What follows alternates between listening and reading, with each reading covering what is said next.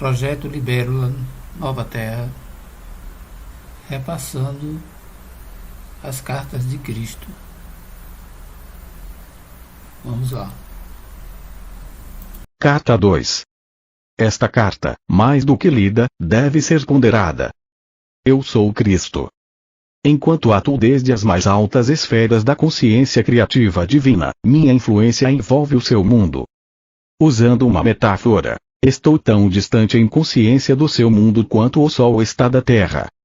Entretanto, se você me chamar com sinceridade, estarei tão perto quanto for necessário para ajudá-lo.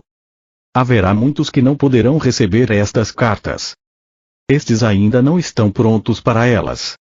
Haverá aqueles que tentarão abafar a sua existência, uma vez que os ensinamentos que contém serão uma ameaça para o seu sustento ou religião. Eles não terão êxito. A oposição apenas reforçará estas cartas.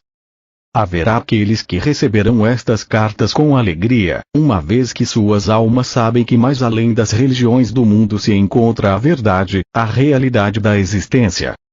Estes prosperarão e finalmente salvarão o mundo da autodestruição. Agora continuarei minha autobiografia do ponto onde parei em minha última carta. Meu propósito, ao dar a você alguns detalhes biográficos de minha entrada na vida pública como mestre e curador, é evidenciar as atitudes e comportamentos da minha juventude, assim como as circunstâncias em que alcancei o meu próprio estado de humanidade espiritualizada. É importante que você possa visualizar como era a Palestina na época em que estive na Terra e perceber claramente os conflitos internos que meus ensinamentos despertaram nas pessoas doutrinadas na crença judaica e nos ritos tradicionais. Estes conflitos são ponto central que incapacitou os evangelistas de registrar, com precisão, tudo aquilo que tentei ensinar. Nos evangelhos são frequentes as referências às minhas parábolas que descrevem a realidade do reino dos céus ou reino de Deus, seja qual for o termo que os evangelistas tenham utilizado. Porém, em nenhum lugar foi feita uma tentativa para aprofundar o sentido das palavras em si, para explorar as figuras de linguagem, ou para chegar ao significado espiritual do reino de Deus ou do reino dos céus. À medida que eu falar sobre os verdadeiros sermões que dei às pessoas, à luz das minhas experiências no deserto e do seu próprio conhecimento dos fatos científicos, você será capaz de entender pelo menos um pouco daquilo que tentei ensinar naquele tempo. Uma vez que meu sucesso foi muito limitado, é imperativo que outra tentativa seja feita no começo desta nova era, deste milênio, pois é com base no meu elevado conhecimento espiritual, privilegiado e iluminado, que será fundada e se desenvolverá a próxima era. Foi, e ainda é, essencial que um mestre como eu e como outros que existiram, muito sensíveis e totalmente comprometidos mental e emocionalmente com a busca da verdade da existência, venham à Terra cunhar palavras para descrever para a humanidade, aprisionada em palavras, aquilo que reside na dimensão criativa universal em um estado não definido. Se não fosse por tais mestres inspirados, as pessoas na Terra permaneceriam na ignorância a respeito de tudo o que há além da Terra, pronto para ser contatado e pessoalmente experimentado e absorvido, para promover a futura evolução espiritual. E ainda mais, se diz que a Bíblia é o livro mais amplamente lido no mundo. Na sua forma presente ela serviu aos seus propósitos. O Novo Testamento, da forma como está, com toda a carga de interpretações errôneas, é um impedimento para a evolução espiritual. Agora é tempo de avançar para uma nova esfera de percepção e compreensão mística. Uma vez que me é impossível descer novamente a um corpo humano para falar ao mundo, além de ter outras dimensões nas quais ensino, treinei uma alma sensível para receber e transcrever. É o melhor que posso fazer para falar pessoalmente com você. Espero que você possa receber e aceitar isso. Tudo aquilo que for errôneo será apagado. Esteja certo disso. Os incidentes e as curas relatados nas páginas que seguem não são importantes. Eles aconteceram, mas são contados apenas para que você possa entender o seu verdadeiro significado espiritual. À medida que for lendo, quero que você relacione as condições de 2000 anos atrás com a sua vida e tempo presentes. Quero que você considere a pessoa de Jesus como o ícone do que finalmente pode vir a ser alcançado por todo ser humano que estiver pronto e disposto a converter-se no membro fundador do reino do céu na terra. Ainda que as pessoas do seu mundo sejam o que você chama de sofisticadas e cheias de importância, com seus modernos conhecimentos e ensinamentos, versados nos costumes contemporâneos e nas novas formas de se relacionarem uns com os outros, as pessoas daquele tempo eram basicamente iguais a você. Elas eram controladas e motivadas inteiramente pelos seus impulsos gêmeos de ligação, rejeição, desejos, repulsões, assim como você. Elas amavam, odiavam, criticavam, condenavam, caluniavam e intrigavam, tinham ambições de chegar ao topo da sociedade, desprezavam aqueles que fracassavam na vida, secretamente eram promíscuas, insultavam aqueles que de alguma forma eram diferentes delas. Para ajudar você a compreender e a entrar plenamente naquele tempo em que estive na Terra, minha consciência desceu até o seu plano de existência terrena para experimentar mais uma vez a pessoa de Jesus, as emoções e os acontecimentos nos quais estive envolvido.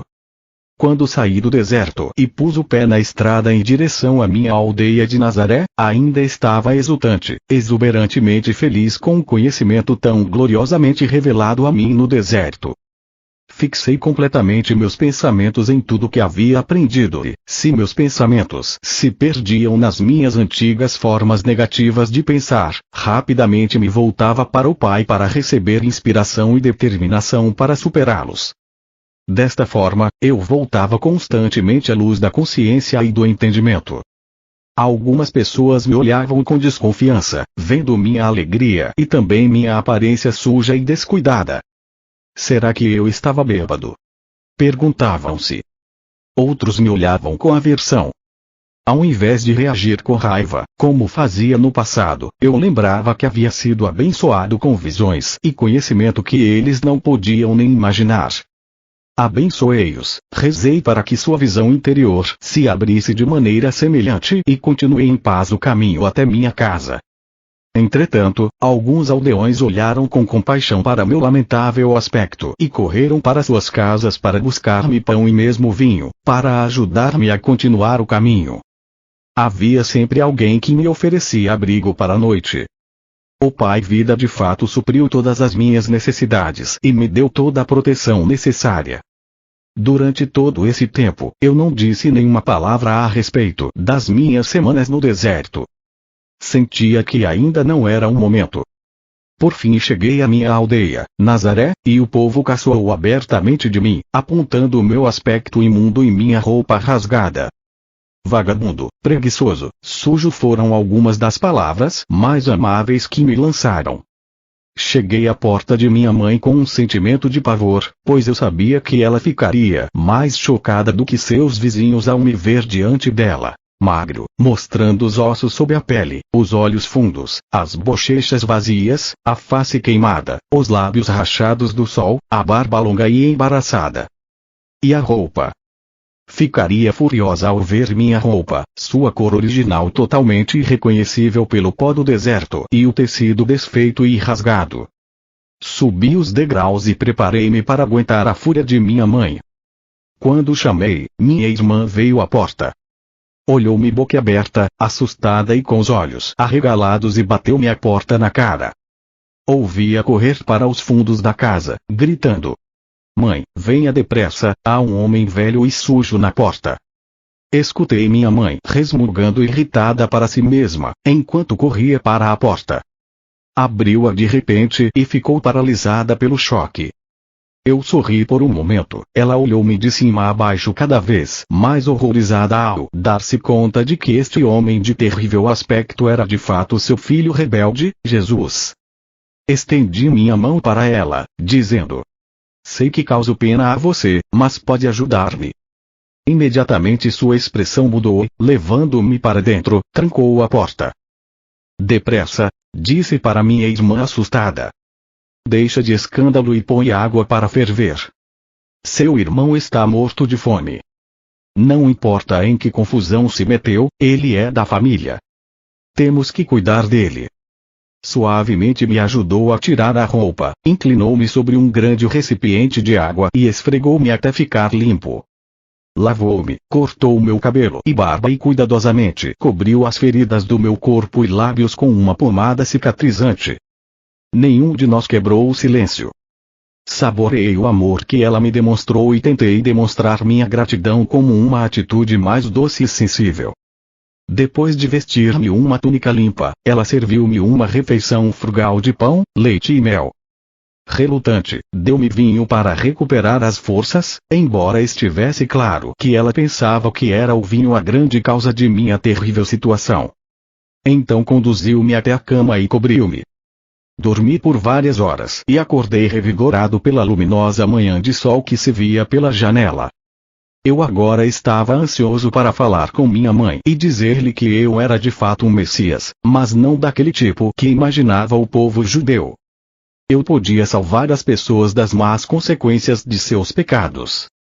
Podia ajudá-las a encontrar saúde, abundância, a satisfação de suas necessidades, porque agora podia ensiná-las exatamente como havia sido criado o mundo. Assim que comecei a falar, ela começou a ficar encantada e animada. Pulou de pé e quis sair correndo para contar aos vizinhos que seu filho era realmente o Messias, deveriam ouvir a maneira como ele falava, e ele havia jejuado no deserto. Mas eu a impedi de fazer isso. Eu disse que ainda não havia contado a ela o que me fora revelado. Uma das coisas mais importantes que havia aprendido era que os judeus ortodoxos estavam completamente equivocados a respeito de suas crenças no Deus vingativo. Não havia tal coisa. Isto a deixou contrariada e desconcertada, então exclamou: como, então, Jeová vai governar o mundo e nos tornar bons e nos fazer escutar seus profetas, se não nos castigar? Agora você ficou tão importante que pode ensinar aos sumos sacerdotes o seu próprio trabalho, que foi transmitido a eles desde o tempo de Moisés. Vai trazer ainda mais vergonha para esta casa. Ela começou a chorar e disse com raiva: você em nada mudou. Somente mudaram as coisas que diz. Você só me trouxe dor. Como pude acreditar que você seria um Messias? Com suas ideias estranhas só levará nosso povo a maior tormento do que nunca. Meus irmãos a ouviram em prantos e vieram correndo, querendo colocar-me para fora de casa. Ofereci sair pacificamente, porque não queria mais alvoroço. Se essa era a forma de minha mãe reagir, eu poderia estar certo de que os demais também reagiriam da mesma forma ao que eu tinha para dizer. Percebi que precisava de paz de espírito, descanso absoluto e silêncio para colocar em ordem meus pensamentos e experiências. Teria que rezar e pedir inspiração para saber a melhor maneira de abordar os judeus com minha mensagem de boas novas. Estava certo de que o Pai Vida atenderia à minha necessidade e que eu encontraria a acomodação mais conveniente em algum lugar. Minha mãe, embora furiosa com minha atitude de grande cabeça dura, estava atormentada por seus sentimentos de amor e compaixão por mim, devido ao estado deplorável em que me encontrava. Ela rejeitou tudo que eu parecia representar, a rebeldia, o desprezo pela religião judaica, as atitudes contestadoras em relação à autoridade, meu caráter voluntarioso e arrogante. Mas ela ainda me amava e estava profundamente preocupada por me ver envolvido em problemas tão grandes quanto jamais havia pensado ser possível.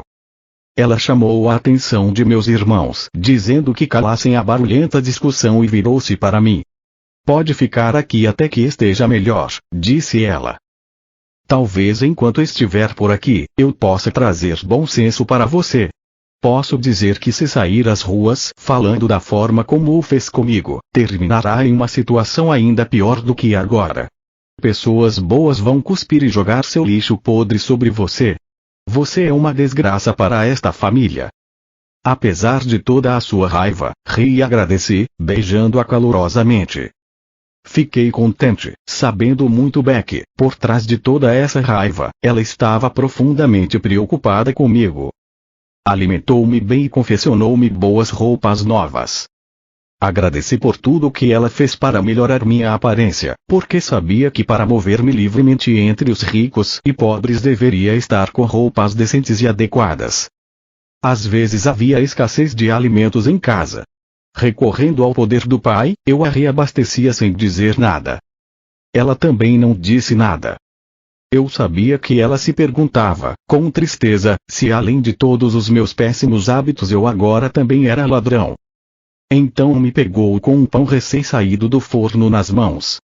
Ela sabia que eu não havia saído de casa para comprá-lo e também que o forno não havia sido usado naquele dia. Não me disse nada, mas me olhou de forma reflexiva. Eu pude ver então as suas atitudes mudarem. Ela já não estava mais tão certa de si. Ela começava a questionar a sua própria atitude em relação a mim e também a verdade acerca das minhas afirmações.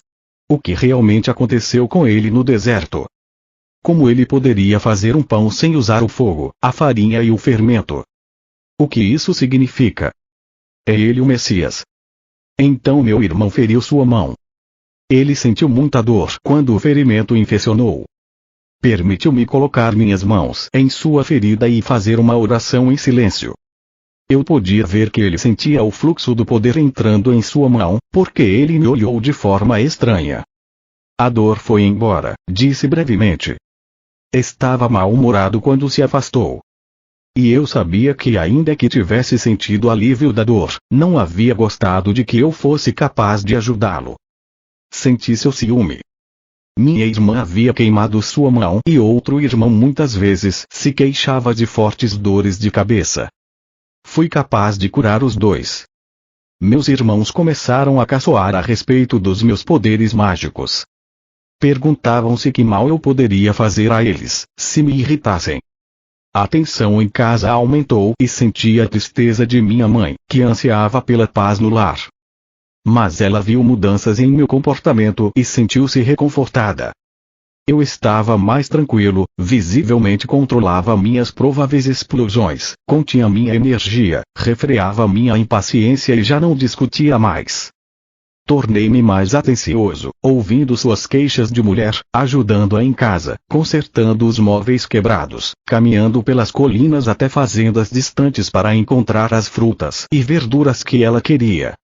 Cheguei a amá-la com ternura e compaixão, como uma mãe deve ser amada. Um dia ela se aventurou a perguntar-me: "Você ainda acredita que Jeová seja um mito?" Já disse que, se Jeová retirasse sua respiração, toda a carne viria abaixo. Este é o Jeová que vi e em quem acredito. Ninguém viu a Jeová? Disse ela com firmeza. Eu vi aquele que criou todas as coisas, respondi calmamente. Eu o chamo de pai porque ele é amor perfeito. Um amor mais perfeito que o de uma mãe, acrescentei, sorrindo para ela. Ele trabalha dentro, através e para toda a sua criação. É o Pai em mim quem tem trazido as coisas de que você necessita em casa e que curou a meus irmãos e irmãs tão rapidamente. Eu podia ver que ela estava começando a entender um pouco do que eu dizia. E o que é o castigo? Perguntou-me. Não existe castigo da forma como o compreendemos. Nascemos para nos comportarmos da forma como o fazemos. Temos que encontrar uma maneira de superar nossos pensamentos e sentimentos humanos, porque esses nos separam da proteção do Pai e nos trazem as doenças e a miséria. Quando tivermos aprendido a superar o eu, então entraremos no reino dos céus. Minha mãe afastou-se silenciosa, claramente ponderando sobre o que eu dissera, mas não mais com raiva. Eu sabia que ela estava meditando sobre minhas afirmações e percebi que eu estava colocando de cabeça para baixo seu seguro e bem conhecido mundo. Ela se sentia perdida e insegura sem a sua crença num Jeová ameaçador e terrivelmente vingativo, se a humanidade fosse indisciplinada. Perguntava-se no que o mundo iria se tornasse dependesse inteiramente dos homens controlarem as suas maldades e a dos outros. Mesmo os reis e governantes eram malvados em suas ações. Sem Jeová para reinar e castigar os pecadores, onde iríamos parar? Enquanto restabelecia minhas forças, estudei as Escrituras cuidadosamente, para que pudesse encontrar-me com os fariseus e escribas de forma confiante. Também era absolutamente necessário que eu soubesse o que havia sido escrito a respeito do Messias, porque estava convencido de que eu era aquele sobre quem os profetas haviam falado. eu poderia verdadeiramente resgatar, salvar, as pessoas da doença, miséria e pobreza, restaurar-lhes a saúde e a prosperidade, ensinando a verdade a respeito do reino dos céus e a realidade do Pai. Quando me senti suficientemente preparado para sair a ensinar e curar, para agradar a minha mãe, concordei em ir no sábado na sinagoga de Nazaré e falar para a congregação. Como era o costume, levantei-me e foi entregue o livro de Isaías para ler. Escolhi a passagem que profetizava a vinda do Messias que viria libertar o povo judeu de todo tipo de escravidão. O Espírito do Senhor está sobre mim, porque o Senhor me ungiu para pregar as boas novas aos pobres. Ele me enviou para anunciar a libertação aos encarcerados e a recuperação da vista aos cegos, para libertar os oprimidos, para proclamar o ano da graça do Senhor. Então sentei-me dizendo: hoje, vocês veem esta profecia cumprir-se em mim.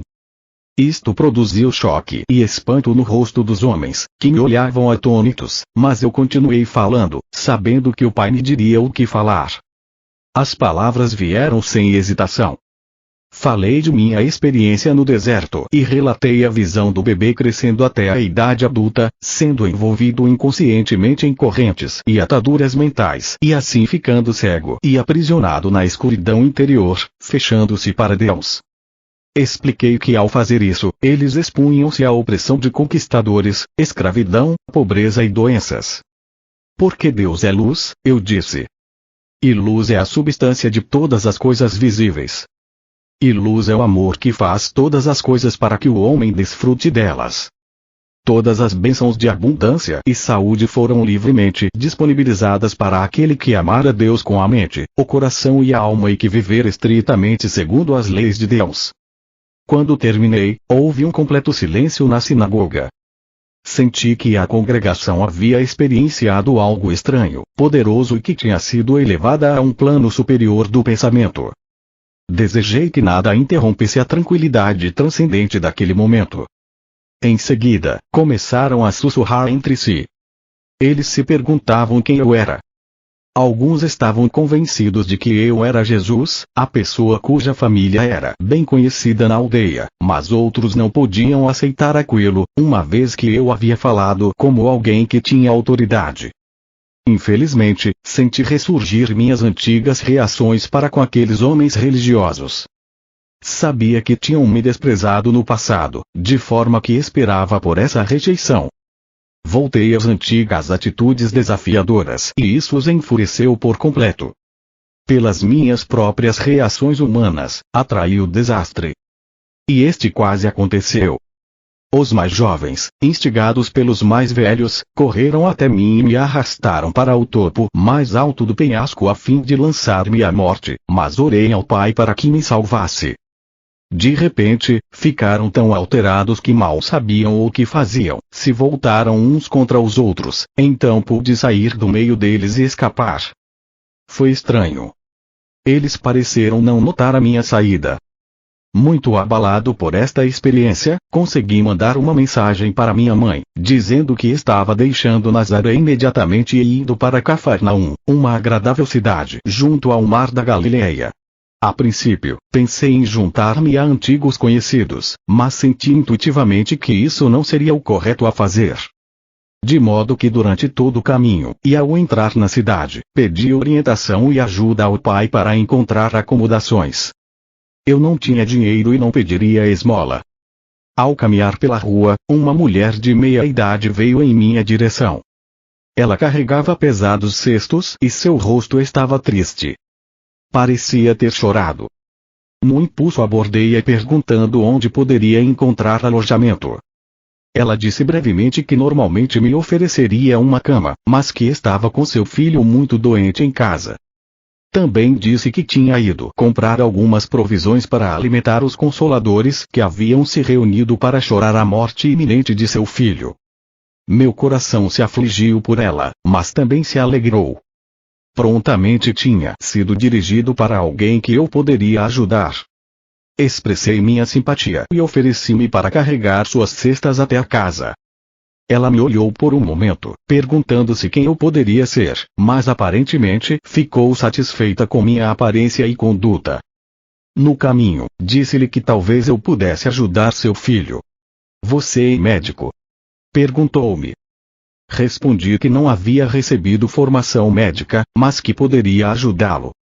Ao chegar em sua casa, de pedra, grande e bem construída, o que indicava boa situação social e prosperidade, levou-me até seu marido dizendo: este homem diz que pode ajudar nosso filho. Melancólico, o homem inclinou a cabeça e não disse nada. A mulher, que se chamava Miriam, afastou-me dizendo que ele estava aflito e muito zangado. O rapaz é nosso único filho entre muitas filhas e ele culpa Deus pela doença do garoto. Miriam começou a chorar. Se ele falasse contra Deus, que outros problemas cairão sobre nós? Perguntou-me. Tranquilize-se, disse-lhe. Logo verá que seu filho ficará bem novamente. Ela olhou-me com dúvidas, mas levou-me até o quarto onde o rapaz estava. Fazia calor e o ambiente estava sufocante, cheio de gente, bem intencionada e triste, conversando. Pedi à mãe para esvaziar o quarto, mas os visitantes resistiram. Eles queriam ver o que aconteceria e somente saíram do quarto contrariados quando Miriam chamou seu marido para falar com eles. Podia escutá-los discutindo com o pai no quarto ao lado. O que este homem achava que poderia fazer, se o médico já havia declarado ser incapaz de ajudar o rapaz? O pai veio até o quarto para ver por si mesmo. Seu filho estava mortalmente pálido, com muita febre. A mãe explicou que ele não podia engolir a comida e que estava com o intestino solto. Ele havia estado assim por vários dias e tinha perdido muito peso. O médico disse que nada mais poderia ser feito.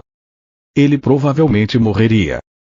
Coloquei as mãos sobre a cabeça do rapaz e rezei sabendo, e silenciosamente dando graças com todo o coração, que o Pai Vida fluiria pelas minhas mãos para dentro de seu corpo. Desta forma o trabalho de cura se realizaria. Senti um calor extremo e um formigamento em minhas mãos e o poder vertendo para seu frágil corpo. Fui inundado por uma alegre gratidão.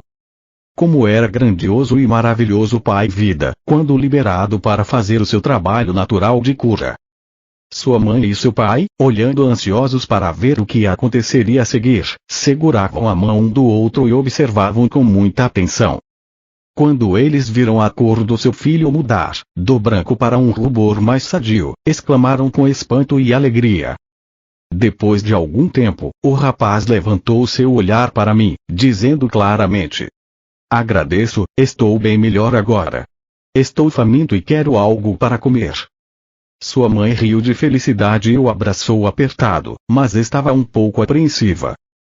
Não posso dar comida a você, filho meu. O médico ficaria zangado. Ela havia sido avisada para não dar comida a ele, somente água. Eu sorri e disse: ele está curado. Pode dar pão e vinho a ele, que não fará mal. Seu pai, Zedequias, estava maravilhado de alegria e gratidão. Depois de abraçar o seu amado filho, voltou-se para mim e apertou minhas mãos calorosamente. Ficou dando tapinhas em meus ombros enquanto balançava sua cabeça, incapaz de falar devido às lágrimas que escorriam por sua face. Quando ele finalmente se recompôs, entrou no salão e falou às pessoas que lá estavam. Meu filho, quase morto, recuperou a plenitude da vida novamente. Suas palavras foram recebidas com gritos de alegria, entusiasmo, incredulidade, questionamentos, risadas e felicitações. A mãe do rapaz ficou parada, com um sorriso estampado na face.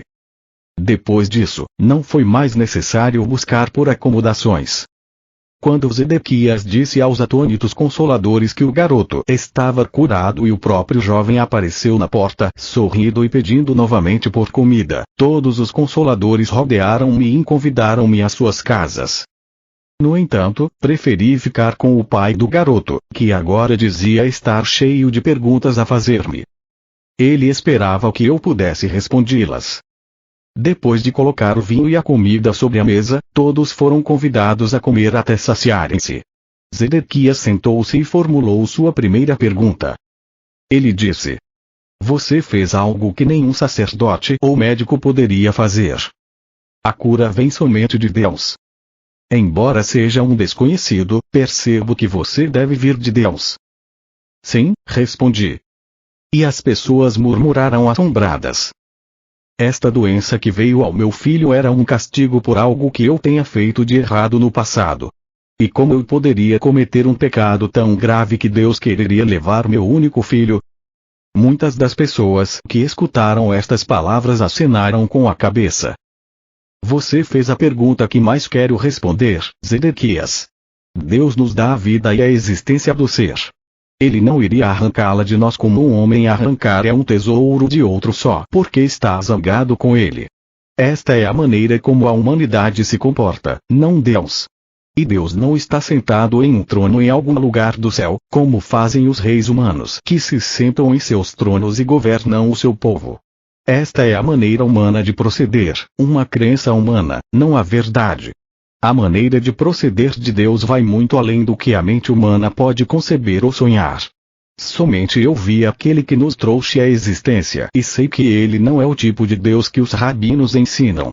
Vi que ele é o perfeito amor, e por esta razão eu prefiro falar do Pai, pois eu vi que ele trabalha dentro de cada ser vivo, mantendo-o num bom estado de saúde, assim como um pai humano trabalha para manter seus filhos bem alimentados, vestidos e protegidos dentro do abrigo de um lar.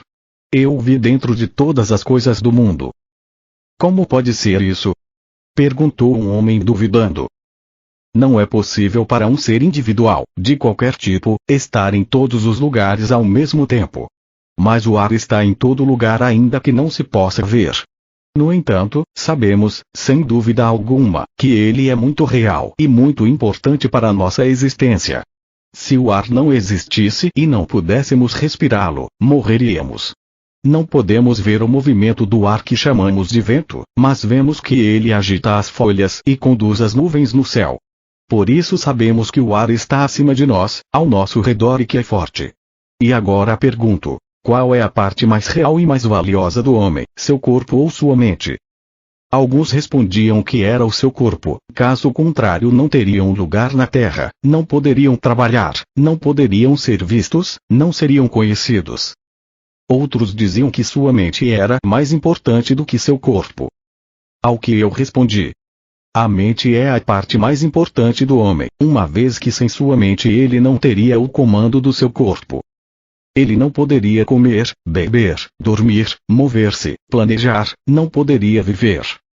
Contudo, não podemos ver a mente. Simplesmente sabemos que temos uma mente por causa dos pensamentos que ela produz e porque os pensamentos elaboram algum tipo de ação em nossas vidas.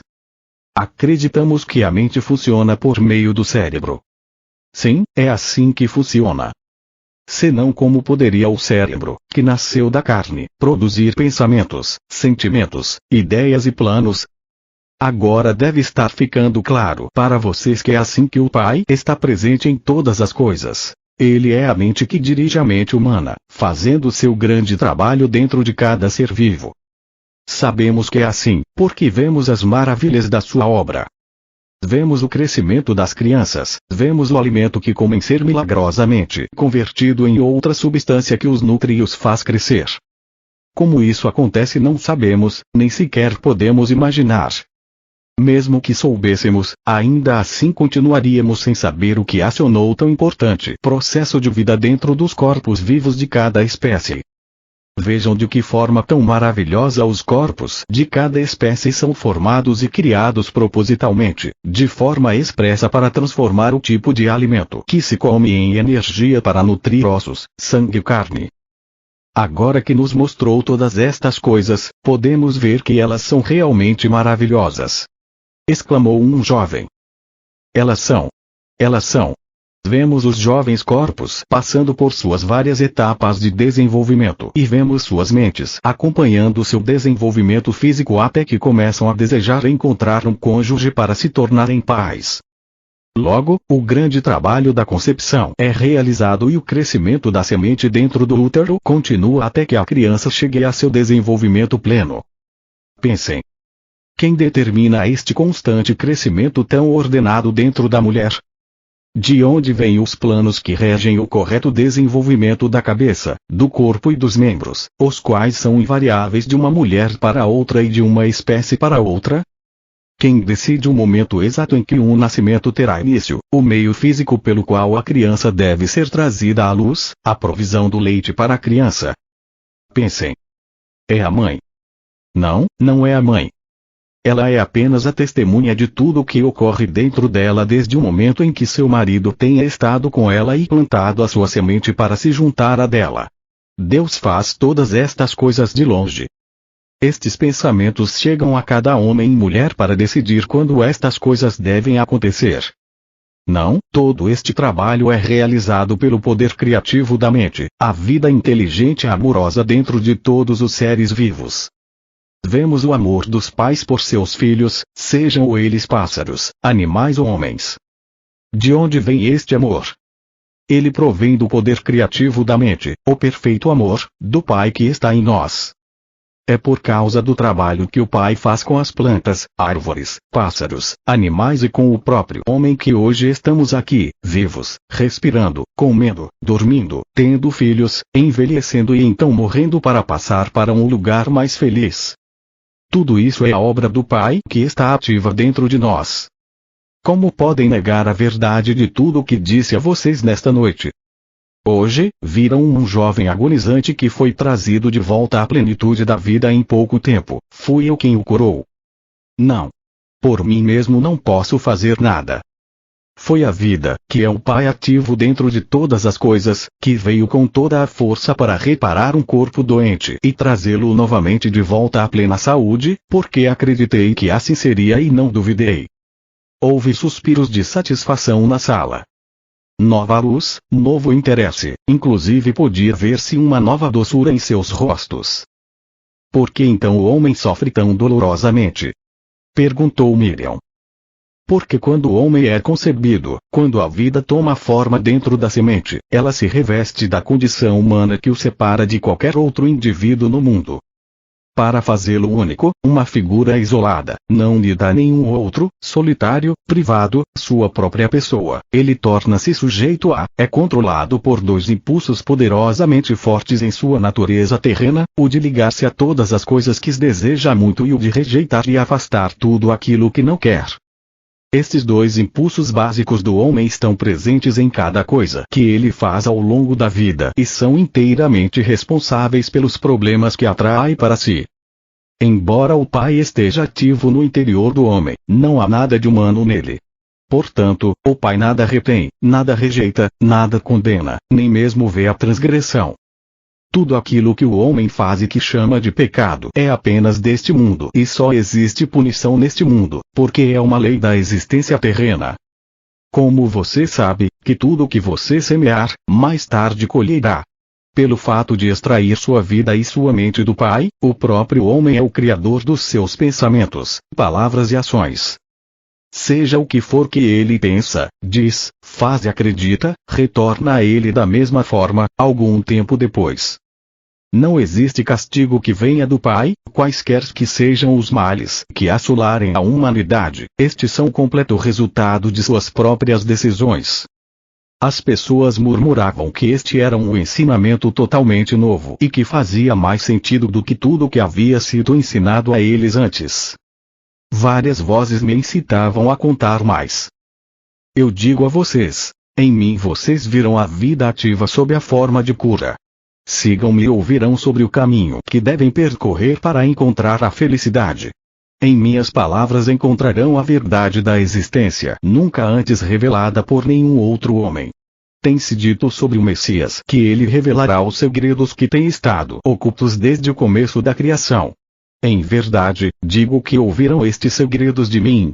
Se escutarem com cuidado, entenderem seu significado, praticarem sua verdade e apegarem-se às suas leis, serão transformados em novos homens e entrarão no reino dos céus. As pessoas ficaram em silêncio por um momento e então houve um clamor de conversa animada, mas Zedequias levantou-se e disse que era hora da família descansar. Seu filho precisava dormir e sua esposa e filhas também estavam exaustas de tanto chorar. Ficou combinado que na manhã seguinte eu iria até o porto e as pessoas doentes seriam trazidas até mim. Desta forma, fui capaz de empreender minha missão e tudo foi rapidamente arranjado da melhor forma possível. Parecia que se eu não efetuasse as curas, não haveria interesse nem aceitação de tudo o que eu havia dito. As curas demonstravam a verdade de tudo o que eu havia ensinado e meus ensinamentos explicariam as razões pelas quais eu era capaz de trazer do Pai, para eles, a cura. Quando acordei na manhã seguinte, sentia felicidade viva em mim, com a expectativa das coisas maravilhosas que estavam por vir. Depois de tomar o desjejum, saí com Zedequias para o porto da cidade, com meu coração iluminado de amor por todos os que passavam por mim. Eu os cumprimentava calorosamente, dizendo a eles que tinha boas novas para todos aqueles que quisessem escutá-las. Quando chegamos ao dique, encontrei homens, mulheres e crianças sentados no chão, esperando por minha chegada. Alguns estenderam suas mãos, implorando. Pareciam muito mal. Outros haviam sido mutilados e muitos outros estavam cobertos de feridas.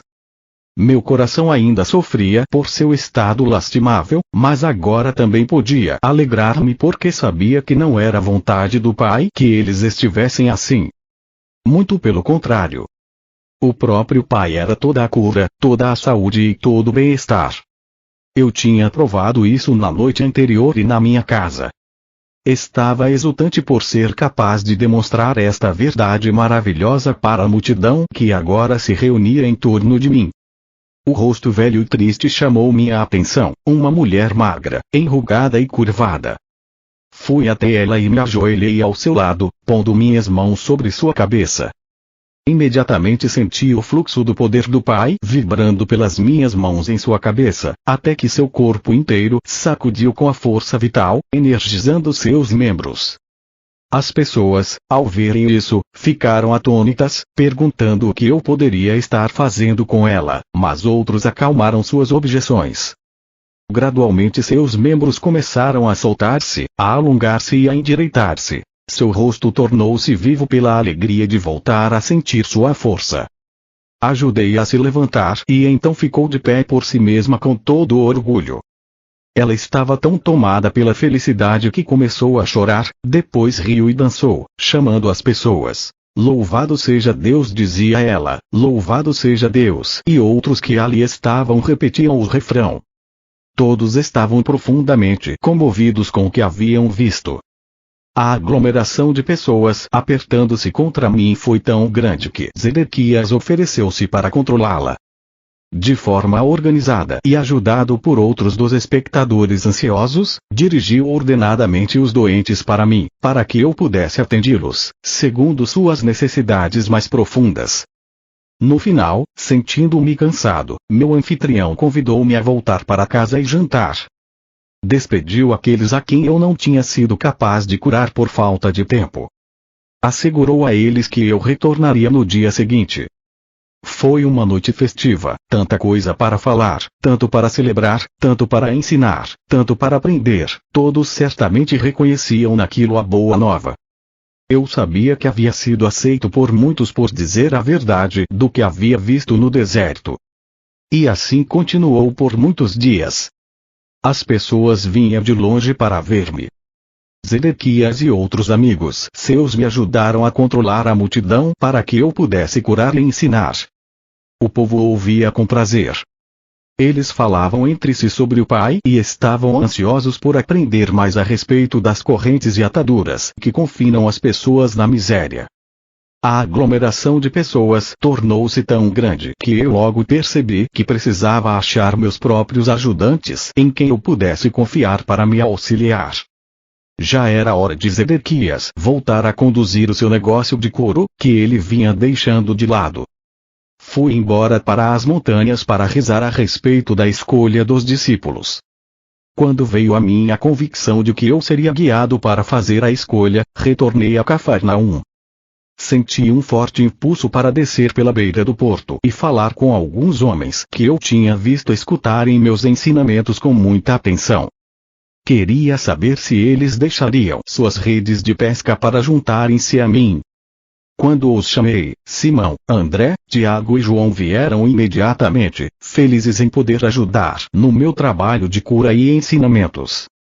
Outros também se juntaram a mim assim que comecei meu trabalho entre as pessoas. Deixei meu anfitrião, a casa de Zedequias, que me assegurou entusiasmado que eu poderia retornar a qualquer momento. E foi assim que comecei minha missão como mestre e curador peregrino, indo sempre que necessário pelas vilas e aldeias. Antes de partir, reuni os jovens que tinham aceitado com alegria me ajudar. Escutariam meus ensinamentos e ficariam perplexos pelo muito que eu tinha a dizer. Era vital que explicasse a eles primeiro o fundamento de tudo o que havia sido revelado a mim no deserto. Disse que apesar da vida ociosa que eu levava antigamente, sempre havia sentido uma profunda compaixão pelas pessoas. E foi minha compaixão que me afastou desse Deus ensinado pelos rabinos. Quando falei da minha total rejeição de um Jeová punitivo, pude ver a dúvida e o choque em seus rostos. Por um tempo considerável, expliquei que eu questionava como era possível falar de um Deus bom, quando crianças inocentes suportavam tanto sofrimento.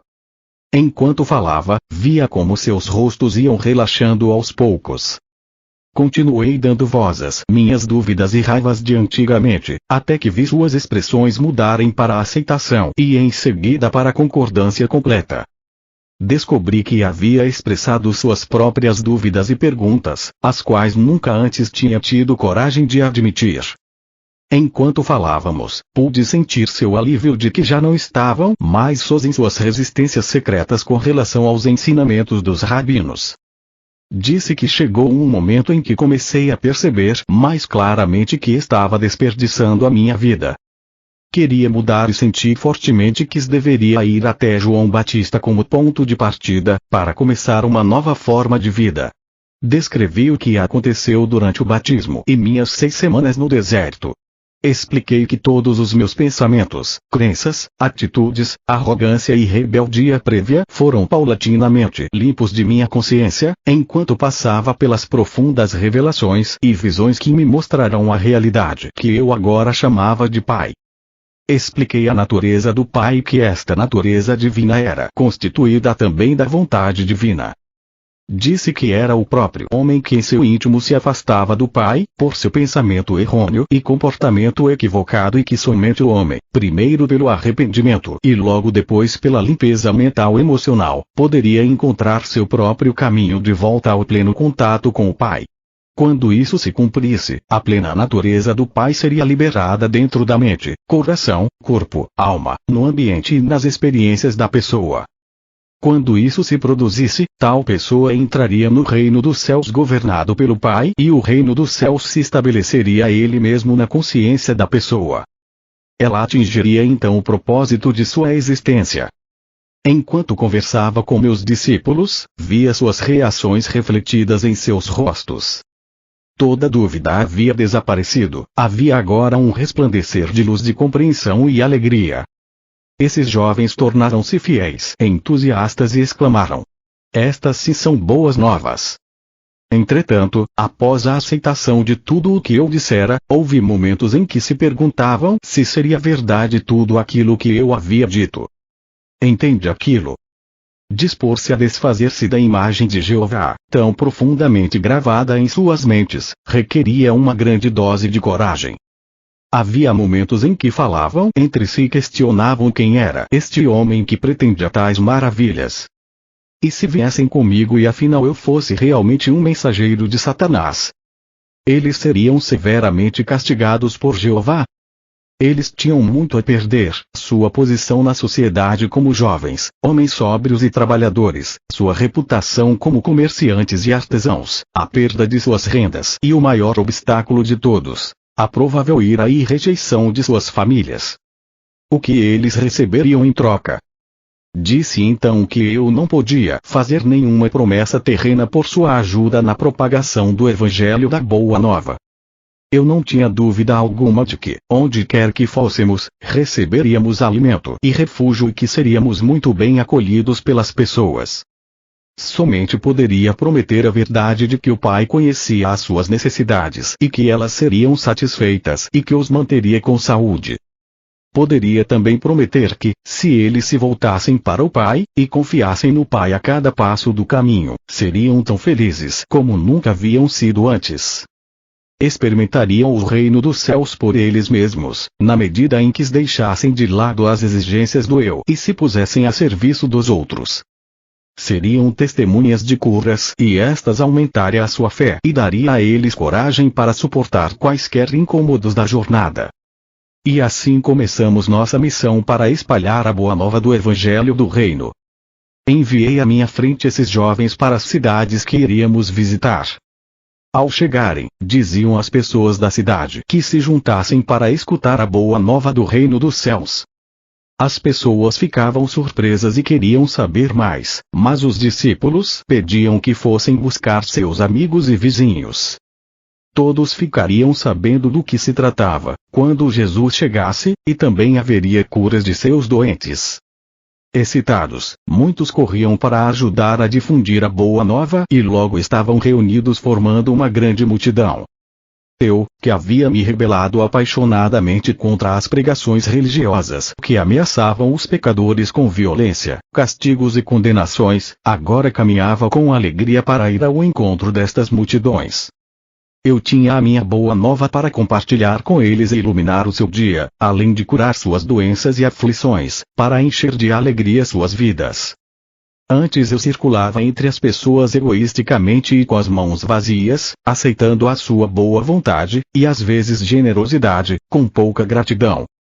Agora eu vinha com uma abundância de possibilidades vivificantes para todos aqueles que estavam dispostos a ouvir minhas palavras e tomar medidas para melhorar a sua qualidade de vida. Quero que você, que está lendo estas páginas, compreenda plenamente minha posição naquele tempo, meu estado de consciência depois de minha iluminação no deserto e a pessoa que eu apresentava aos meus conterrâneos como Jesus. Foram feitas tantas conjecturas a meu respeito que devo contar a verdade a vocês. Nasci para ter um bom físico quando amadurecesse, fortes traços aquilinos, uma inteligência notável e uma facilidade para a mímica e o riso. Mas como muitos de vocês hoje, não cuidei dos meus talentos terrenos. Na hora de ir para o deserto, meu rosto e minhas maneiras eram o que se poderia descrever como abaixo do que deveriam ser. Embora eu tivesse começado a examinar-me e a rebelar-me contra o que havia me tornado, meu intelecto tinha sofrido pelo mau uso que eu fizera dele, constantemente me envolvendo em discussões e discordâncias sobre religião e cedendo a discursos irreverentes. Eu fazia as pessoas rir. Eu era amado pelos homens e mulheres com quem me misturava, mas eles certamente não me respeitavam. Por isso o espanto daqueles que me conheciam quando falei na sinagoga em Nazaré. Enquanto minha mãe cuidou de minha saúde, eu fiz poderoso uso do conhecimento e da iluminação que me foram dados no deserto. Isso me fez voltar a ser o homem que estava destinado a ser. Quando comecei minha missão, estava inteiramente consciente de que eu era o único com o supremo conhecimento dos segredos da criação e da existência em si. Portanto, podia dizer com perfeita confiança: ninguém além de mim viu o Pai. Eu sabia que tudo em que os homens sinceramente acreditavam era falso, irreal. Sabia que eu havia sido especialmente moldado e projetado pelo Pai para esta missão. Eu havia sido abençoado abundantemente com a energia física, a vitalidade para falar e a capacidade de conceber parábolas significativas para transmitir a mensagem com sucesso e de uma forma que nunca seria esquecida. Além disso, eu compreendia os meus companheiros muito bem, devido à longa associação que tinha com eles. Conhecia suas esperanças mais profundas, seus medos mais desesperados, sabia o que os fazia rir e o que os induzia a zombar e a escarnecer dos ricos e pretensiosos. Sabia também a que ponto os velhos e jovens sofriam silenciosa e corajosamente. Experimentava profunda compaixão pela população que vivia com medo, suportando o chicote verbal dos fariseus e se inclinando diante das leis fiscais dos romanos.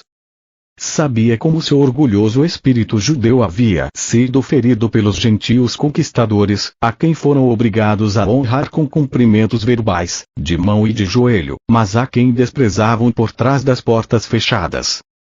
Conhecia e compreendia completamente a vida e o pensamento do povo.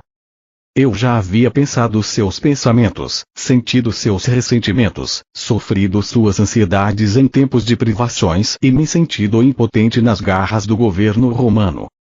E agora sabia que nada desse sofrimento era realmente necessário.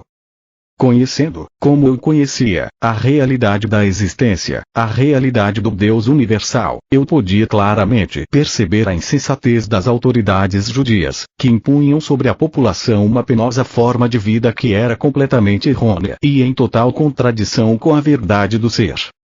Esta situação me causava profunda irritação.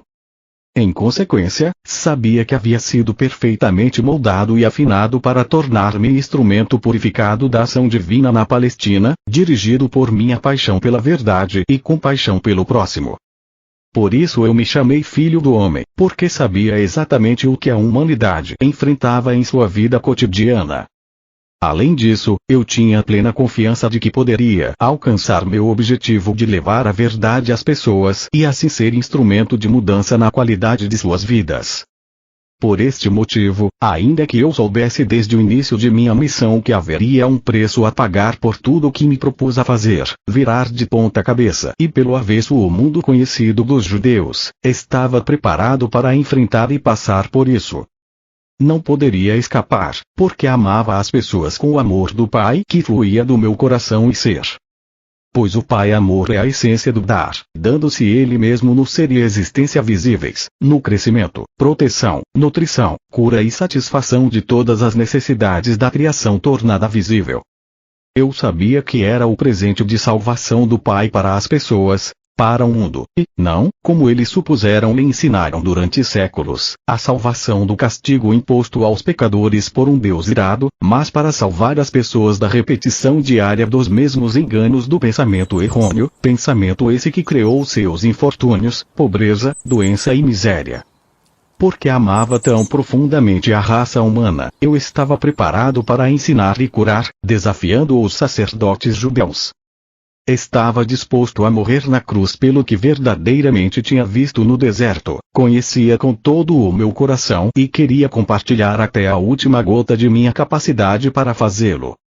Esta é a verdade sobre a minha crucificação e todo o resto que você ouviu são suposições humanas decorrentes da prática judaica de oferecer sacrifícios no templo.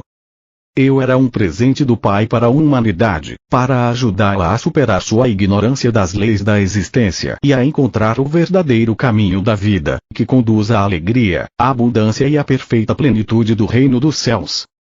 Estas eram as percepções, os desejos, as intenções, os objetivos e os pensamentos que levava em minha mente e coração. Esta era a roupagem mental emocional terrena que cobria minha consciência espiritual oculta na cabeça e figura de Jesus. Esta era minha consciência espiritual, canalizada nos pensamentos e sentimentos que me impulsionaram a empreender uma jornada de 3 anos, para levar às pessoas aquilo que eu acreditava plenamente ser o resgate final de sua própria forma cega de pensar e sentir, a qual criava suas próprias vidas turbulentas. Eu verdadeiramente acreditava que, se pudesse demonstrar às pessoas tudo aquilo que me havia sido dado a compreender, perceberiam sua loucura anterior e se esforçariam por mudar sua forma de pensar e colocar o pé na direção do caminho da vida que conduz ao reino dos céus. Para este fim, eu estava disposto a dar minha vida. Por causa da interpretação errônea atribuída à minha missão pelos mestres judeus, minha verdadeira mensagem foi distorcida até não ser mais reconhecida. O propósito destas cartas é o de trazer às pessoas desta nova era verdade sobre o que eu realmente falei para as multidões na Palestina. Portanto, voltando ao relato daquela época, deixe-me retroceder a um dia especial que deu frutos entre meus ouvintes e que produziu uma impressão duradoura nas mentes de meus discípulos. Assim, para mim também esse foi um dia especialmente significativo. Eu me distanciei por um tempo da pressão das pessoas, indo às colinas rezar e meditar, buscando recarregar minhas baterias espirituais, fazendo uma profunda, forte e mais poderosa conexão com o Pai dentro de mim. Esta conexão era tão rapidamente obscurecida no interior de minha consciência, quando estava ocupado entre as multidões, que eu estava exausto. Chegando à caverna que utilizava quando me encontrava naquela área, puxei um pedaço de pano que ficava escondido sob uma pedra e me deitei para dormir. Ao invés de dormir, no entanto, senti imediatamente o fluxo da vida divina, o Pai, e o cansaço foi dissolvido enquanto meu corpo era carregado com o poder que é a fonte criativa de todo o ser. Fui elevado em consciência no interior de uma luz dourada e, enquanto viajava para o alto dessa luz, ela subitamente mudou para o mais puro branco e eu soube que, em consciência, estava nos portais do equilíbrio, que é o eterno, o universal, a dimensão infinita que está além de toda a concepção da mente humana. Observei a luz, mas eu não fazia parte dela, nem ela estava poderosamente dentro de mim, uma vez que esta era a dimensão Deus do vazio, da não forma do equilíbrio universal. Mas ela se comunicava comigo e infundia-me com seu brilhante amor. Isso mais uma vez gravou em mim que ela era o processo criativo, aperfeiçoador, curador amor que governa toda a existência. Sabia que onde quer que houvesse necessidade, haveria satisfação, como o constante fluir das águas que enchem um lago. Onde reinava a miséria, haveria alegria porque era a natureza do universal mover-se para o interior de cada coisa viva que tem necessidades, para trazer satisfação e alegria. Eu sabia que, onde não houvesse crescimento, surgiriam as circunstâncias para promover o crescimento. Eu sabia que, onde houvesse um sentimento de fracasso, desafios seriam providenciados para estimular as pessoas ao sucesso e à autoconfiança. Eu vi que este trabalho amoroso constantemente iniciado pelo Pai na vida das pessoas sobrecarregadas pode não ser reconhecido como um presente de amor pelas pessoas que o recebem. Elas podem estar tão afundadas em sua apatia, sentimentos de fracasso e na crença de que nada de bom lhes acontece, que não conseguem ver outra coisa em suas vidas além de suas próprias crenças e sentimentos. Consequentemente, ficam enraizadas no inferno criado por elas, para elas mesmas. Não havia necessidade de sentir pena de ninguém. A única necessidade era ter um coração compassivo e a determinação de levar-lhe a verdade para curar sua ignorância. O maior presente que um homem poderia dar ao outro era a iluminação da ignorância sobre a existência e suas leis cósmicas, pois a verdade era que cada alma está compreendida no universal e os níveis do fluxo da atividade universal em suas vidas, através do trabalho amoroso do Pai, dependem inteiramente da receptividade do indivíduo. Compreendi que o que as pessoas precisavam ouvir urgentemente era o que eu acabara de aprender. Elas precisavam ver e compreender plenamente a intenção, o propósito e o potencial do amor, que era a mesma substância do seu ser. Por causa de sua descrença, elas poderiam rejeitar o trabalho amoroso do Pai como se fossem desafios dolorosos, e então se renderiam ao fracasso para sempre. Eu vi então, com mais clareza ainda, que havia sido enviado para despertar as pessoas para todas as possibilidades de autodesenvolvimento, de prosperidade e realização da alegria e da felicidade, mas dependeria delas que acordassem e aproveitassem aquilo que era oferecido. Lembro que esta elevação durou a noite inteira e na manhã seguinte acordei sentindo-me mais vivo do que nunca. Minha mensagem tinha sido esclarecida. Tinha visto, ainda mais claramente, a realidade do Pai e sabia que era capaz de sair naquele dia para encontrar a multidão e transmitir o poder e a vida daquilo que me havia sido mostrado. Enquanto descia da caverna, fui até uma grande rocha de onde se via o íngreme precipício. Quando me sentei, olhei abaixo a cidade que visitaríamos naquele dia. Podia sentir aquele processo de aperfeiçoamento, aquele impulso que tudo criava, o Pai, surgindo em mim e ansiava por compartilhar aquilo com os demais, antes que os problemas da vida diária o encobrissem, e isso perdesse o poder e a força motriz no interior de minha consciência humana. Meus discípulos se juntaram a mim um pouco depois. Ao chegarmos à cidade, eles orientaram as multidões para que se dirigissem para um terreno inclinado além das casas. Em pé, sobre uma grande rocha no meio deles, comecei a falar. Descobri que a paixão, a alegria, o desejo, a veemência e a convicção vertiam espontaneamente nas palavras que pronunciava. Vocês estão extremamente cansados e pressionados.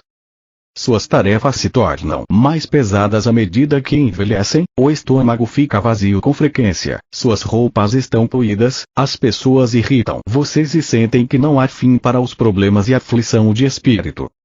Mas esta não é a verdade referente às suas existências. Suas vidas foram destinadas a ser muito diferentes. Se pudessem ver além dos seus sentimentos, se pudessem elevar suas mentes para fazer contato com o Pai dentro de vocês, poderiam ver e saber qual deveria ser o estado de suas existências. Perceberiam que foram criados para desfrutar da abundância, da proteção, da boa saúde e da felicidade. Mas como vocês vivem cotidianamente suas vidas com medo do bem e do mal, acreditam e esperam estas coisas mais do que acreditam que o Pai é vida e amor abundante em vocês, que provê todas as coisas necessárias para a saúde e o bem-estar, são justamente as experiências que mais temem aquilo que atraem para suas vidas e seus corpos. São as suas crenças a respeito do bem e do mal que obscurecem, turvam, tudo que o Pai tem reservado para vocês, se acreditarem no Pai Amor. Vocês julgam o seu hoje e esperam do seu amanhã o mesmo que experimentaram no passado. Em consequência, seus males de ontem são continuamente repetidos no futuro. Vocês estão escravizados por suas memórias e crenças inabaláveis de que o que aconteceu no passado deve voltar a acontecer para oprimi-los e feri-los. Não precisam curar seus corpos ou tentar melhorar suas vidas, precisam curar suas crenças. Já disse a vocês que não existe nada sólido sob o sol. Se pudessem curar suas crenças e alinhá-las com a verdadeira intenção do Pai para com vocês, as crenças errôneas que governam seus corpos e vidas se dissolveriam como névoa ao sol. Cada circunstância de suas vidas se voltaria imediatamente para a intenção divina que está por trás de toda a criação. Vocês comprovariam que para cada dificuldade, para qualquer necessidade de qualquer tipo, há sempre um meio para pôr fim às dificuldades, há sempre alguma coisa na cesta para atender às suas necessidades. O que acreditam que acontece quando os doentes vêm a mim e ponho minhas mãos sobre eles? Estou pensando em doença. Estou querendo saber se a pessoa será curada. Tenho medo de que o Pai esteja dormindo ou tão distante que não possa ouvir-me. Não. Se meus pensamentos fossem incrédulos como estes, não haveria cura. Quando a pessoa se aproxima de mim pedindo que a cure, imediatamente me alegro porque sei que o poder que é o Pai está em mim, preparado e aguardando para curar no momento que eu assim pedir. Eu agradeço porque sei que a vontade do Pai é a saúde e não a doença. Portanto, rezo para que a vontade do Pai seja feita no doente. No momento em que removo crença da doença do corpo do doente, sei que a vontade do Pai de saúde está fluindo para o seu sistema, o mesmo se dá com a aparência. A aparência de doença se transforma em realidade do Pai saúde e o corpo recupera sua saúde novamente. A doença nada mais é do que uma baixa na vitalidade, uma redução da vida, na parte afetada. Restaure o Pai vida na verdadeira intenção e no plano do seu sistema e o sistema inteiro funcionará como deveria. Foi dito que Deus manda enfermidades, pragas, penúrias e destruição às nações, quando não obedecem às suas leis. Foi dito que vocês mesmos são castigados por um Deus irado por causa dos pecados que cometeram. O que é o castigo senão a maldade sob o disfarce de bondade? Eu digo a vocês que o mal não vem de Deus. Como pode Deus estar nas duas partes, no bem e no mal? É apenas em suas mentes que vocês concebem o bem e o mal, é apenas em seus corações que pensavam e sentem desta forma. Estes pensamentos e sentimentos não têm nada a ver com o verdadeiro Deus que é o Pai dentro de vocês, que traz todo bem se assim acreditarem. É a crença no bem e no mal que há em seus corações, que traz para vocês a doença. Na realidade vocês vivem no reino dos céus que está em vocês e são governados pelo Pai. Porém, porque acreditam nos castigos de Deus, porque acreditam que somente os sacrifícios no templo os salvarão, porque acreditam que são herdeiros da doença, da pobreza e da miséria, vocês criam com suas mentes as mesmas coisas que não desejam. Não se sintam abatidos, alegrem-se e sejam felizes. E saibam que aqueles que passam necessidades, longe de ser castigados e abandonados por Deus, ainda que tenham pecado, são verdadeiramente abençoados. O homem que não tem nada é rico no poder do Pai se escutá-lo, confiar nele e viver nele. Quando seus estômagos estão satisfeitos, quando seus corpos conhecem o bem-estar e suas mentes e corações estão confortáveis, vocês não têm necessidades urgentes de que o Pai torne-se ativo em vocês para satisfazer suas necessidades. Vocês acreditam que seus próprios pensamentos e mãos satisfazem facilmente suas necessidades, de forma que quando falam de Deus podem apenas falar sobre o que ouvem por outros, vocês mesmos não têm nenhuma experiência direta de Deus. Considerem os ricos. Estão mergulhados, confinados, atolados em suas próprias riquezas. Eles levantam de manhã e se ocupam de seus assuntos diários, sem nada saber a respeito do poder do Pai que está neles. Ocupam-se com os pensamentos que aumentarão suas riquezas e reforçarão seu eu. Eles dão ordens que sobrecarregam aqueles que os servem e vivem suas vidas de acordo com suas próprias escolhas. Por isso, eles desenham sua vida limitada a partir de seu limitado pensamento humano, que surge de suas mentes e corações corporais, adoecem e experimentam tanta miséria como o homem que nada possui. Não percebem que estão apenas meio vivos, porque não estão em contato com a fonte da vida, o Pai dentro deles. Tampouco eles veem que muitas das coisas boas que surgem em suas vidas não são de sua própria invenção, mas sim do trabalho amoroso do Pai escondido neles. Os líderes religiosos estão à vontade em suas próprias e confortáveis posições de autoridade. Eles não têm necessidade de nada além de suas próprias satisfações físicas. Porque não têm nenhum conhecimento pessoal de Deus, eles precisam ler em seus livros sagrados as palavras que os homens santos disseram há milhares de anos e contar às pessoas o que eles pensam que estas palavras significam. Mas tudo o que dizem é tirado de suas próprias mentes pequenas que estão aprisionadas no conforto de suas vidas, afundadas na expectativa do que irão comer e beber e qual vestimenta irão usar para impressionar as pessoas. Nada sabem sobre a inspiração que deu origem às palavras pronunciadas pelos profetas há tantos séculos.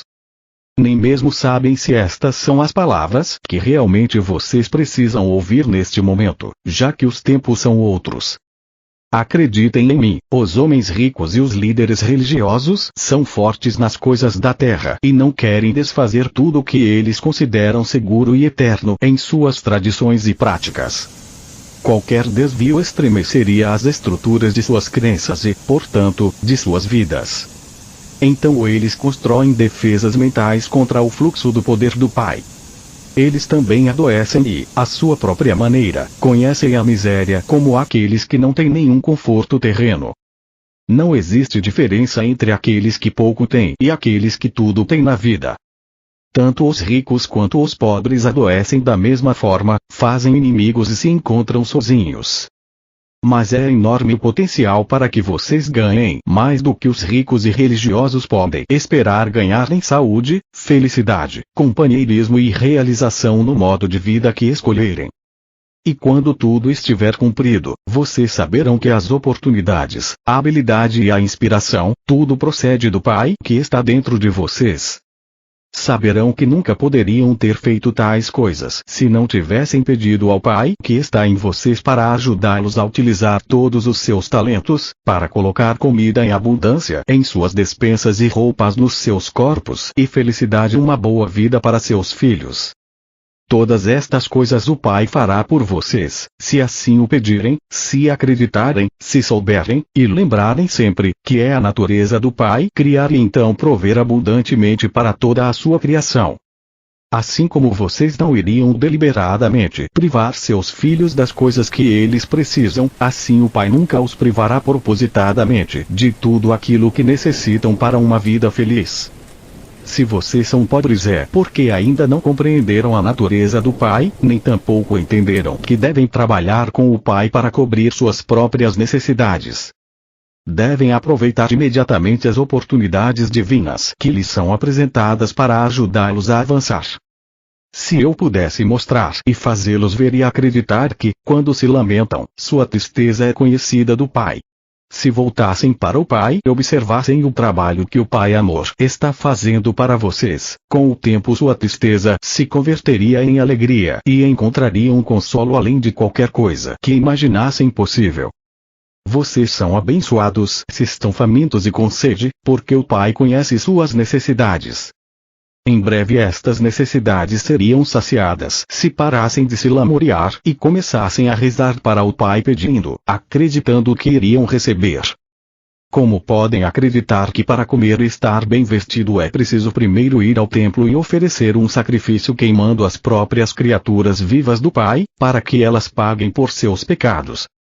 Não conseguem ver que os seres vivos que vocês queimam foram criados para desfrutar da vida, tanto quanto vocês. Eles foram criados para ser uma bênção e ser abençoados na terra, assim como vocês, pois esta é a natureza do Pai Amor que se revela em sua criação. Se lembrarem que aquilo em que realmente se acredita é aquilo que se recebe, não percebem que esta crença judaica de sacrifício de seres vivos no templo vai trazer apenas miséria. Acreditem em castigo e castigo é o que receberão. Acreditem na morte e destruição como sendo o caminho certo para chegar a Deus, e isso é o que experimentarão: matança e destruição.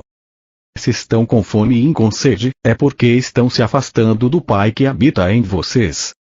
Ao se entregarem aos temíveis pensamentos, anseios e sentimentos de desesperança, vocês estão criando as mesmas condições que desejam corrigir.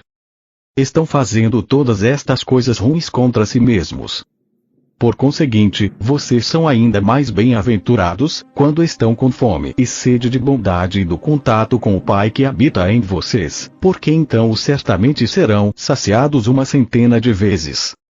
Bem-aventurados são quando os atacam e roubam, porque quando permanecerem em perfeita confiança verão Deus em ação e a libertação acontecendo. Bem-aventurados são quando estão envolvidos em conflito e ainda assim podem ser compassivos com o próximo e ser os pacificadores. Levam no coração o amor que vem do Pai e realmente são filhos do Pai. Bem-aventurados são quando, mesmo sendo profundamente injustiçados, ainda assim podem perdoar e demonstrar misericórdia, abstendo-se de buscar justiça ou perseguir a quem os tenha insultado. Coloquem-se diretamente em sintonia com o amor que é Deus ativo em vocês e da mesma forma serão poupados nos momentos de dificuldade. Os mais abençoados de todos são os puros de coração, porque estes se livraram de toda raiva, ódio, vingança, maldade, inveja e dureza de coração, e estão diante do mundo como o amor feito visível. Eles vão conhecer a realidade chamada Deus e saberão que a realidade é o Pai dentro deles. Como posso ajudá-los a ver esta grande verdade? Como posso ajudá-los a ver a realidade do reino dos céus, o reino de Deus? Vocês não têm que ficar olhando para o céu, porque não é lá onde verão a atividade do Pai de forma tão clara que, sem dúvida alguma, reforçará a sua fé. É aqui, onde através dos séculos as pessoas têm cometido o grande erro de olhar para os seus sonhos e imaginação, criando por si mesmos um Jeová que não existe. Não encontrarão o Pai acima de vocês, em algum lugar do céu. O Pai não está em nenhum lugar especial, mas em todo lugar ao redor e em tudo. Vocês podem ver a maravilhosa atividade do Pai.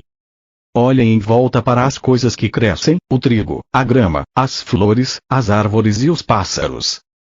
Em cada coisa viva, verão misterioso e maravilhoso trabalho do Pai em incessante atividade. É aqui que o Pai está no perfeito controle. Podem ver que há lei e ordem perfeitas, crescimento, desenvolvimento e finalmente a colheita para abençoar o homem, os animais e os pássaros. Considere a maneira com que um homem, depois de terminar de lavrar os seus campos, espalha as sementes sobre a terra e as cobre novamente. Ele arruma suas ferramentas e vai para casa satisfeito pois, afinal, se chover suficientemente, haverá comida para alimentar os seus filhos. Por muitos dias ele dorme e acorda e não faz nada mais pela sua plantação, mas quando volta a visitá-la verá verdes folhas saindo da terra. Mais tarde voltará e verá o crescimento de caules e folhas e mais tarde ainda ele verá a formação da semente. Um dia, finalmente, que o grão já está cheio e dourado, pronto para a colheita. Enquanto isso, todo esse crescimento ocorreu sem a ajuda dele. O trigo cresceu de uma forma maravilhosa que ele não pode explicar. É mágica? Não, é o trabalho do Pai, o poder, a inteligência amorosa por todo o universo, que inspira o trabalho e respira por meio dele. É a atividade do Pai que é a vida inteligente do universo. Quando entram no reino de Deus, vocês se sentem bem. Sentem-se felizes e alegres. Imaginem como se sentiria uma mulher que perdesse uma grande quantidade de dinheiro e se perguntasse como daria de comer às suas crianças. A mulher está chorando e varrendo a casa e é tão minuciosa que não fica uma partícula de poeira, então, escondida em um canto escuro, ela encontra uma valorizada peça de prata e imediatamente suas lágrimas secam. Ela começa a sorrir e se sente tão viva e alegre que sai correndo de casa para convidar os vizinhos a celebrar com uma festa. Ela pensava que havia perdido tudo e agora estava rica novamente.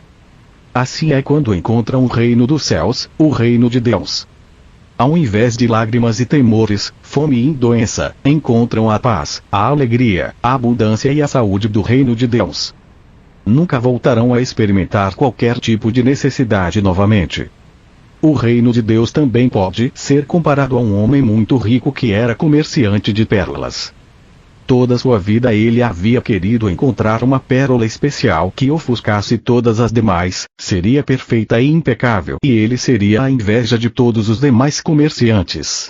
Um dia ele encontrou a tal pérola, linda além da imaginação, mais perfeita que todas as demais. Vendeu tudo o que possuía, abandonou tudo que havia acumulado para comprar aquela pérola e estava feliz para além de todos os sonhos. O que significa isto? Significa que todas as coisas que anteriormente valorizava em sua vida, sua casa ricamente decorada, seus bens, seu modo de vida, a abundância de comida e de bebida, ele alegremente deu tudo para possuir o tesouro sem preço, o conhecimento que o levará até o reino de Deus onde a felicidade é um estado da mente que o mundo exterior, com todos os seus aborrecimentos e preocupações, não pode perturbar. O reino de Deus está em vocês. Entram no reino de Deus quando percebem plenamente que o Pai está o tempo todo ativo em vocês.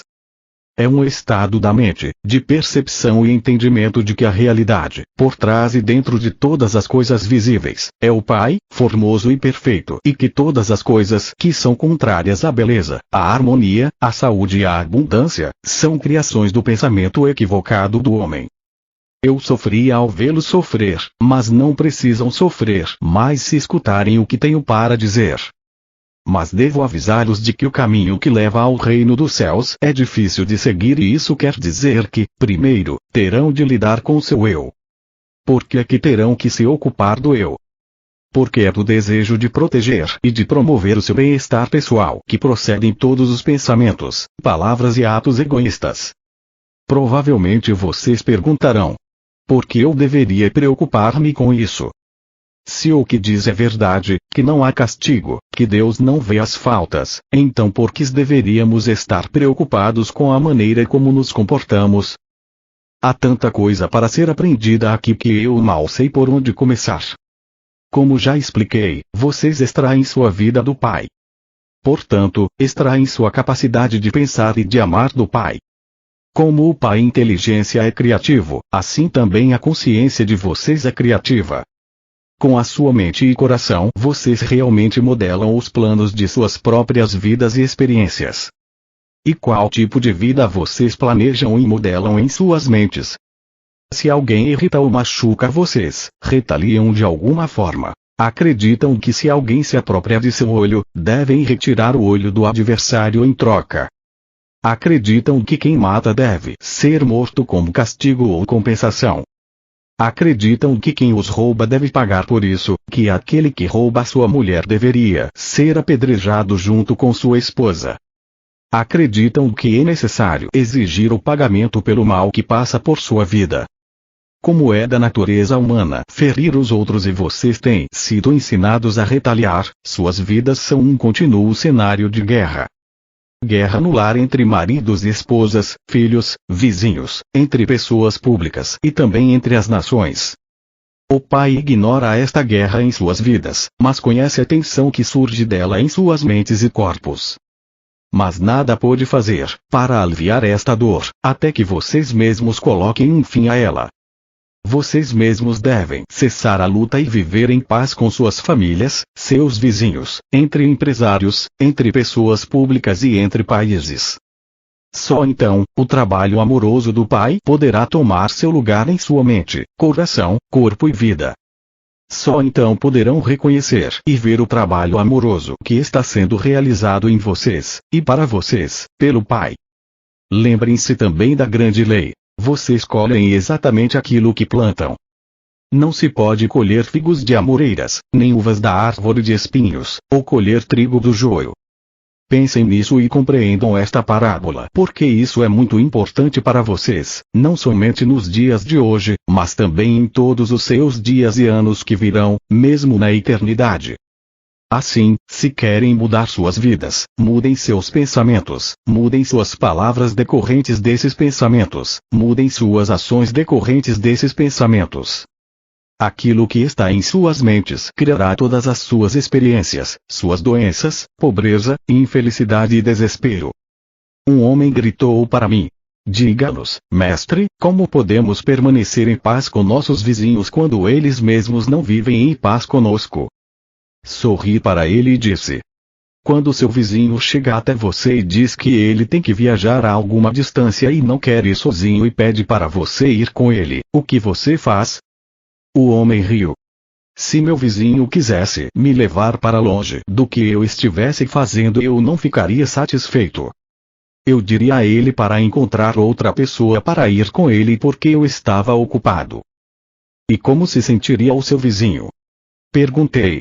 O homem encolheu os ombros. Eu não sei. E na próxima vez que precisasse dele para fazer um favor a você, como ele responderia ao seu pedido? O homem já não ria mais. Ele não respondeu. Outro homem disse: ele irá chegar e dirá para você ir a outro lugar pedir ajuda. Eu disse às pessoas: ele respondeu acertadamente. E como ele se sentirá? E apontei para o homem que primeiro havia falado, sorrindo para ele. Uma mulher gritou acima dos risos: ele dirá a todos aqueles que encontrar, como é miserável e egoísta o vizinho que ele tem. Talvez ele vá querer machucá-lo de alguma forma. Houve gritos de concordância e eu assenti. Sim, ele vai ter esquecido que uma vez foi pedir ao seu vizinho para caminhar com ele por 1 ou 2 milhas e este se recusou. Não verá a lei da semeadura e da colheita trabalhar em sua vida. Ele a pôs em movimento quando se recusou a acompanhar seu vizinho e agora ele está colhendo o resultado de suas atitudes e ações. De que adianta ficar com raiva quando foi ele mesmo quem criou esta situação? As pessoas riam e assentiam com a cabeça e falavam uns com os outros. Nunca antes eles haviam escutado tal conhecimento do comportamento humano. Havia aqui um ensinamento completamente novo. Disse a eles: aconselho que quando seu vizinho vier pedir a vocês para caminhar um pedaço de caminho com ele ou qualquer outra coisa que o deixe mais à vontade e feliz, que primeiro pensem sobre o que gostariam que ele fizesse por vocês se também tivessem uma necessidade. Como gostariam que ele respondesse ao seu pedido? Um murmúrio varreu a multidão e pude ver que eles entenderam o que eu estava dizendo. De fato, se seu vizinho pedir para que o acompanhe por 1 milha, façam isto com agrado e estejam dispostos a caminhar por 2 milhas, se necessário. Quando recusam algo às pessoas, não percebem, mas enrijecem sua mente e corpo, para se protegerem da obrigação de fazerem qualquer coisa que não querem fazer. Colocam em tensão sua mente e corpo e o Pai também é tensionado e não pode fazer seu trabalho amoroso dentro de vocês e é deste enrijecimento que surge a doença. Pode ser que encontrem alguém em extrema necessidade, que tenha frio ou esteja infeliz e que peça a vocês o manto. Não passem por ele olhando de longe. Algumas pessoas riram. Sabiam que era isto o que fariam. Não. Entreguem a ele o seu manto e se ele realmente estiver com frio, também a sua túnica. E sigam o seu caminho e se alegrem. Alegrarmos-nos? Perguntou uma voz descrente. Eu ri e disse. Sim, meu amigo, alegre-se. Primeiramente porque possuía uma túnica e um manto para dar e, logo, alegre-se por perceber que agora tem falta de uma túnica e manto, e o Pai dentro de vocês fará retornar em breve suas roupas de alguma forma surpreendente. No entanto, se entregar a túnica e o manto e continuar a caminhar, resmungando para si mesmo. E agora, por que fiz isso? Fui um tolo. Agora, sentirei frio no lugar dele e as pessoas rirão de mim porque dei a ele minha túnica e manto e fiquei eu mesmo sem nada, e o que dirá a minha mulher quando eu chegar em casa?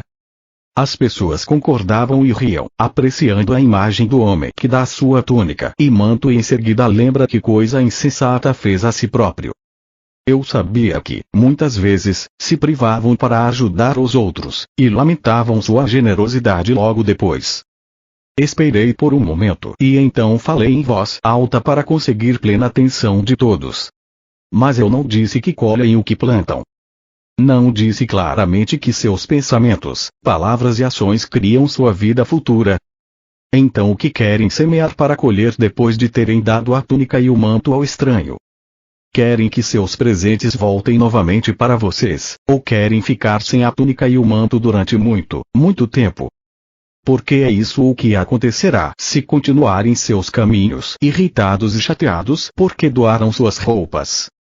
Suas palavras e ações selarão, endurecerão como uma rocha, a pobreza que trouxeram para vocês por terem doado a túnica e o manto. As pessoas já não riam nem sorriam mais, estavam muito caladas e escutando atentamente. Lembrem-se, primeiro façam aos outros o que gostariam que fizessem para vocês e então haverá paz e contentamento em sua mente e coração e o Pai poderá fazer o seu amoroso trabalho em seu corpo, mente e coração. Doem abundantemente e alegrem-se porque vocês têm presentes para doar aos necessitados e porque, enquanto estão doando, seus dons vão sendo restaurados da forma que mais necessitam. Doem com o coração contente, doem com confiança e com o conhecimento de que onde houver carência em suas vidas, assim fará o Pai o seu trabalho amoroso com abundância em vocês, e para vocês. Nada façam com um coração pesado, porque um coração pesado é o que continuarão tendo. Doem tudo com o espírito alegre, a fim de que tudo em suas vidas traga para vocês somente alegria e iluminação espiritual. Um homem comentou. Isso vai contra a natureza do homem. É natural preocupar-se com o futuro. A roupa é cara, a comida é difícil de encontrar. A vida é uma luta constante. Respondi em voz alta porque ele estava apenas dizendo que eu sabia que a maioria dos meus ouvintes estava pensando. Mas você não sabe com certeza se amanhã estará lutando para viver. Não sabe se amanhã terá um trabalho esplêndido ou qualquer outra coisa maravilhosa que possa vir para você. Não sabe isso, mas o que está tornando certo para você mesmo é que não haverá um trabalho maravilhoso ou qualquer outra excelente oportunidade em sua vida, porque você está criando as circunstâncias do seu amanhã. Ele irritou-se. Eu estou. Como estou fazendo isso? Não acabei de explicar? Virei-me para o povo rindo. Digam-me, como foi que este homem de túnica vermelha, aqui na frente, criou seus amanhãs? Houve silêncio na multidão, então um jovem rapaz, Marcos, gritou para mim. Eu sei. Ele disse que deveria lutar para comprar comida e roupa. Você tem nos dito que aquilo que pensamos e falamos, nós receberemos. Exatamente, eu disse. Você é um menino muito inteligente. Você compreendeu. Cuidem para não criar para vocês mesmos as coisas que não desejam. E eu ficarei contente que você seja meu discípulo quando for mais velho, se seus pais assim o permitirem.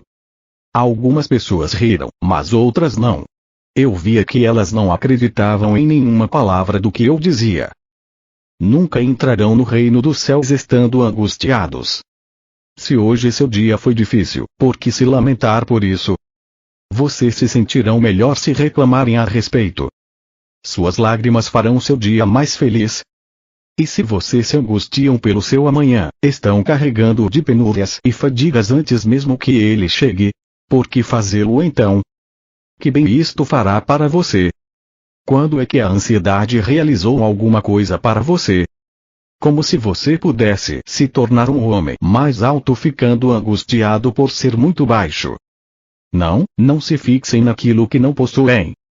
Permaneçam nas coisas que podem ser suas se voltarem para o Pai que está em vocês, se pedirem com perfeita fé, acreditando que receberão, e eu digo sem medo de contradição, que receberão.